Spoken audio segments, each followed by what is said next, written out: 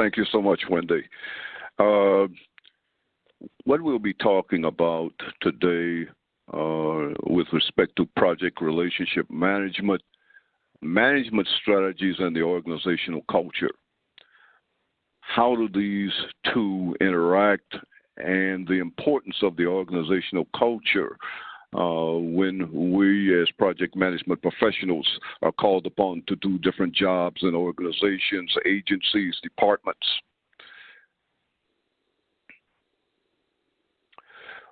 Our objectives today, we're going to learn about what organizational cultures really are, and we're going to learn about your primary leadership style and why it's important, when it's appropriate, when it's inappropriate. We're also going to learn about some prominent management leadership styles, theories, and approaches. We're going to dwell quite a bit of time on what's the best type of management style. And we're also going to include some guidelines and best practices for determining an organization's culture and choosing an appropriate management strategy for that culture. Let's diverse a little bit. What is project relationship management? I define project relationship management as the active development, cultivation, and maintenance of project-associated relationships. During a project, you're going to encounter different types of individuals, personalities within different leadership positions. They all have their different agendas, their different biases, their different inputs. All of these are essentially relationships, and in a previous presentation, I defined about 7 of those relationships, and that particular presentation was recorded, and you can go back and review that one with this particular host. Within the context of project relationship management, within the context of organizational culture, what we as project management professionals have to realize is that organizations have personalities, and we call them cultures, and we have to be aware of these organizational cultures and their importance in our being successful.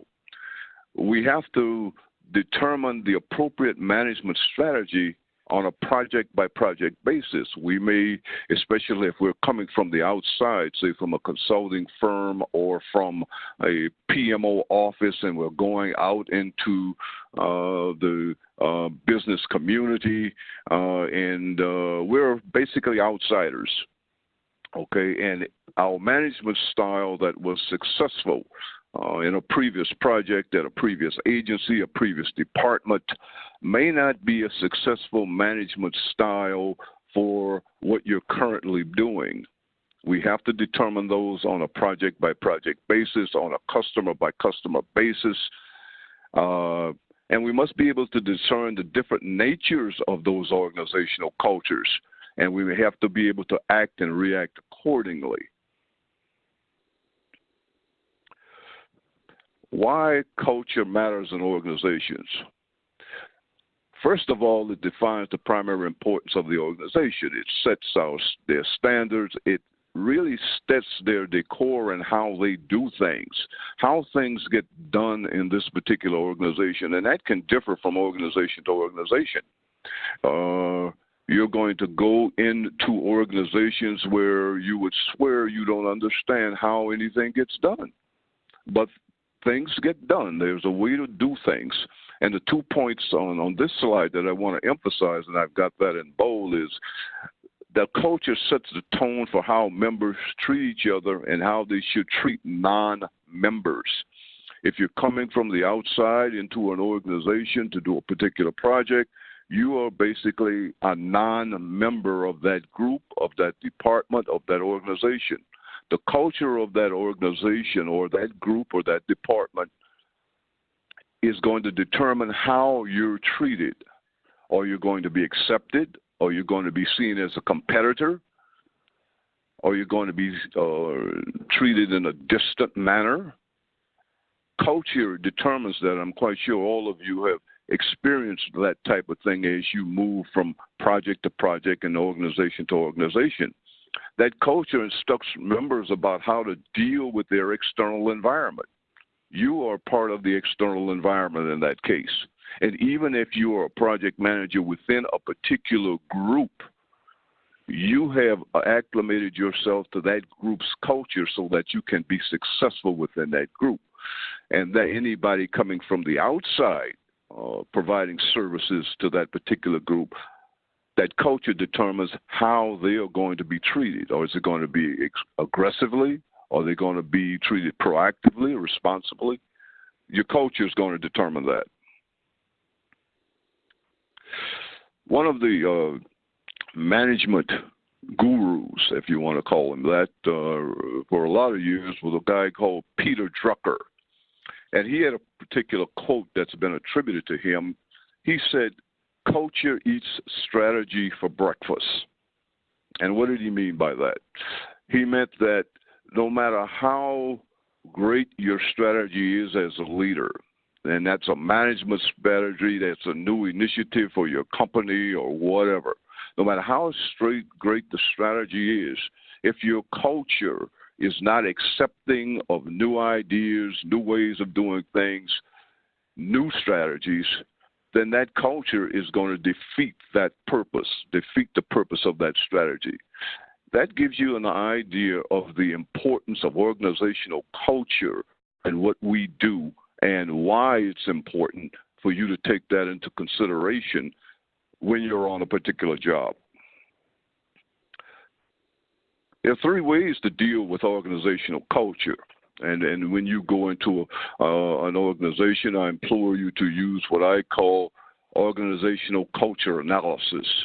That's a term that I defined as going into an organization and determining that culture and determining an appropriate strategy for that culture, doing an analysis of the culture. But there are three ways that you can address culture. You can work against it, but I would think that that's like swimming upstream. Culture has been in place for years, perhaps decades. Swimming upstream, that may not be a viable option. You can try and change it. Okay, that's something you may try to do. But is that what you're really called to do? Okay? Decisions, policies that are being made, they've been made again for years and decades. You're coming in as a project manager trying to change that may not be a viable option. Or you can work within it. And let's talk a little bit about that. Let's go back a little bit before we get into that, just diverse just a bit. What's a project? A project is defined as, in itself, a short-term or temporary task engagement or endeavor. Short-term, meaning that you're going to get in there, do your job, and get out. Okay? That short-term may be 2 months, it may be 2 years, but basically, it's not an ongoing operational type of aspect of an organization or a group or a department. It has a specific beginning, it has specific tasks and accountabilities, and a specific product at the end, and it ends. Okay, so keeping that definition in mind, let's look at dealing with that organizational culture. First option, work against it. We don't have time to do that as project management professionals. As I said, it's like swimming upstream. You are not going to come in and change your culture. The second option, change it. You're not going to come in and change your culture. That is not your job. Your job is not to change your culture. Your job is not to fight the status quo. Your job is to work within it. Find out how things get done in that organization. Okay? No matter how dysfunctional you may think it is, no matter how inappropriate some of their management techniques are, you're a project management professional, you're a professional manager. Most of the managers, quite frankly. Hi there, hope you enjoyed that last clip. My name is Michael Maludis, and if you'd like to watch the full 60 minutes of that last webcast, while also gaining complete unlimited access to our entire library of IT learning, simply visit our subscribe page at greatpro.org/subscribe. Unlimited annual access is $199 per year, but if you use the coupon code LEARN to earn, you can drop that membership fee to just $149. That's less than $13 per month for unlimited access to over 1,000 hours of on-demand career development, covering the entire spectrum of IT management best practices, including business analysis and requirements, software development, quality and testing, risk management, process improvement, project management, and even digital transformation. But your membership doesn't just give you unlimited access to our vast learning library. You also get free access to our mobile app, as well as direct access to our network of over 300 of the world's leading IT consultants, all of whom are dedicated to putting practical knowledge at your fingertips so that you can learn more and earn more. I hope you will join me in becoming a member of the Great IT Professional and advancing your career with us. And if you're on YouTube, don't forget to hit that subscribe button above so that you get notified whenever we publish new free webcasts each week of the year. Thank you for your time and best wishes for your continued success.